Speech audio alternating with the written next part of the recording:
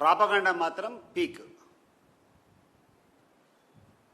వీళ్ళు చేసేటువంటి పనికిమాలిన పనులకు, వీళ్ళు చేసేటువంటి అర్థం లేనటువంటి పనులకన్నిటికీ కూడా ప్రాపగండా క్రియేట్ చేసేదానికి పోటీపడి మరికొన్ని ఛానళ్ళు కానీ కొన్ని పత్రికలు కానీ తెగించి మరీ పనిచేస్తున్నాయి. లోకేష్ గారు 4 గంటల సమయంలో 4000 మంది బాధితుల యొక్క అర్జీలు తీసుకొని సమస్యలు పరిష్కారం చేశాడు అనేటువంటిది ప్రథమంగా ఈరోజు పత్రికల్లో వచ్చింది.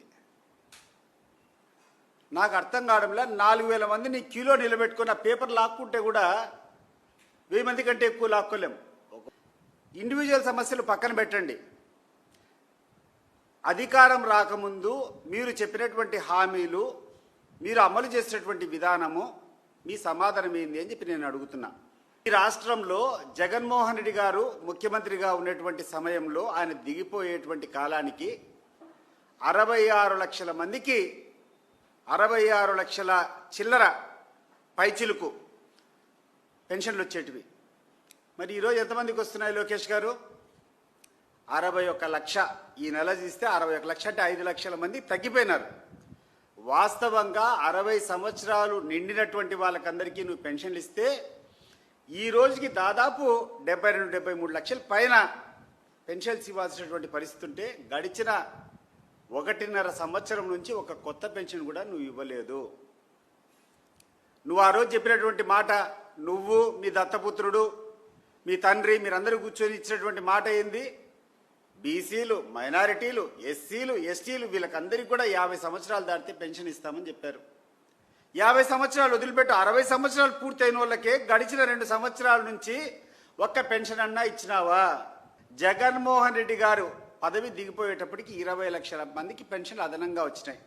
66 లక్షల మందికి పెన్షన్లు వచ్చినాయి. సంవత్సరము ఈ యొక్క 60 సంవత్సరాలు దాటినటువంటి వాళ్ళు, పెన్షన్కి అర్హత వచ్చినటువంటి వాళ్ళు పెరుగుతూనే ఉంటారు. కానీ మొట్టమొదటిసారి 1.5 సంవత్సరం కిందట 66 లక్షల మంది లబ్ధిదారులు ఉంటే ఈరోజు 61 లక్షకు పడిపోయిందంటే మీ చిత్తశుద్ధి దీన్ని బట్టి అర్థమవుతూ ఉంటుంది.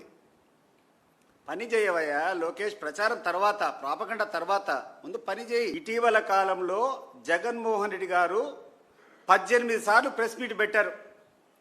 18 సార్లు ప్రెస్ మీట్ పెట్టినప్పుడు అనేక ప్రశ్నలు, ఈ యొక్క ప్రభుత్వ వైఫల్యాలు, ప్రజలు పడేటువంటి ఇబ్బందుల గురించి సాక్ష్యాలతో, ఆధారాలతో కూర్చొని చూపించి ప్రెస్ మీట్ పెడితే ఒక్క ప్రెస్ మీట్కైనా ఆయన సంధించినటువంటి ఒక్క క్వశ్చన్కైనా మీరు సమాధానం చెప్పారా అని చెప్పి నేను అడుగుతున్నా.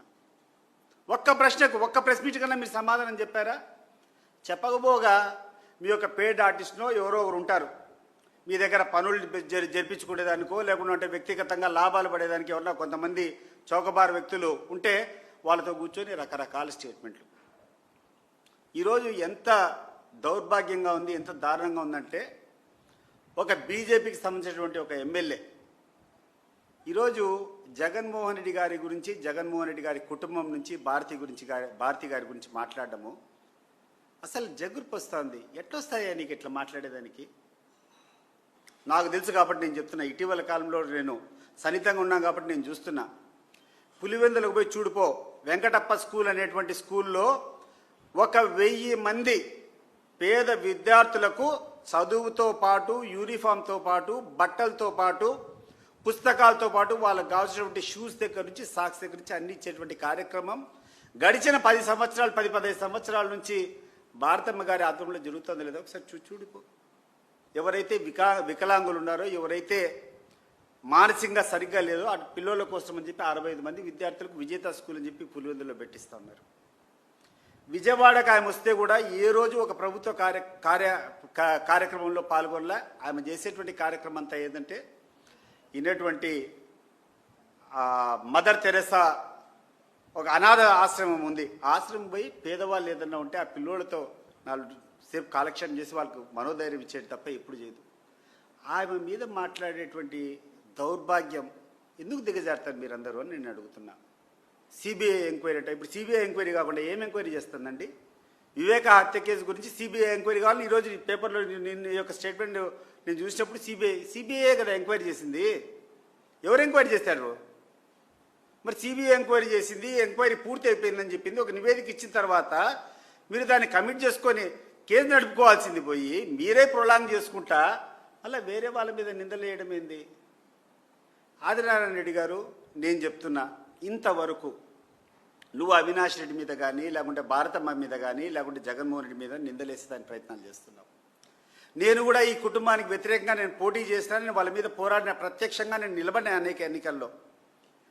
నేను నిస్సందేహంగా ఈరోజు చెప్తున్నాను, గుండెల్లోంచి చెప్తున్నాను, వాళ్ళే కనుక దౌర్జన్యం చేయాలనుకుంటే పులివెందుల్లో ఎక్కడైనా ఏ బూత్ అయినా స్వేచ్ఛగా జరిగేదానికి అవకాశం ఉందా?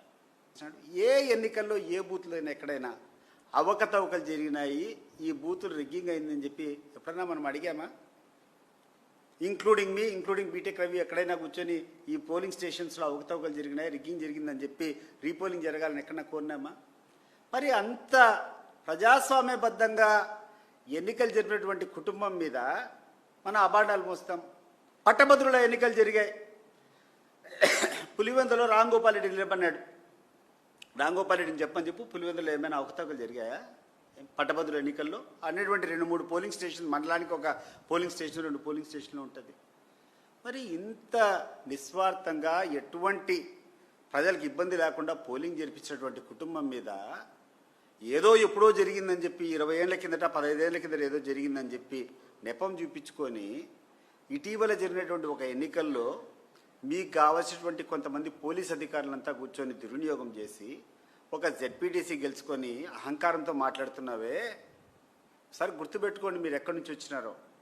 పులివెందులో ఉన్నటువంటి ప్రజలకు తెలుసు, వాళ్ళకు ఏ కుటుంబం అయితే మేలు చేసింది, ఎవరైతే మేలు చేశారో వాళ్ళు స్పష్టంగా తెలుసు.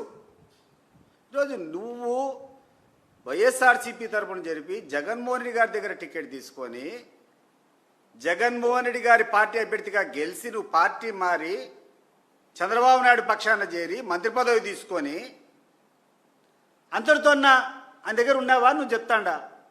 ఈరోజు చంద్రబాబు నాయుడు గారికి నీ మీద నువ్వు చేసేటువంటి కార్యక్రమం వల్ల నీ మీద సరిగ్గా చూడడంలే. ఈరోజు నీకు వ్యక్తిగత లాభాలు కావాలా? ఈరోజు నీ ఫ్యాక్టరీలో ఉన్నటువంటి నీకు అనేటువంటి ఫ్లై యాష్ తోలుకోవాలా, లేకుండా అనేటువంటి ఆ ట్రాన్స్పోర్ట్ కాంట్రాక్ట్లు కావాలా, ఇంకొకటి కావాలా, ఒత్తిళ్లు చేయాలా? దీనికోసం అని చెప్పి ఆయన ప్రసన్నం చేసుకునేదానికి ఇంత దిగజారి మాట్లాడాలనా అని చెప్పి నేను అడుగుతున్నాను. అవసరమా ఇంట్లో ఆడోళ్ళ గురించి మాట్లాడేటువంటి విషయము? అది భారతమ్మ గారి గురించి మాట్లాడుతున్నావు.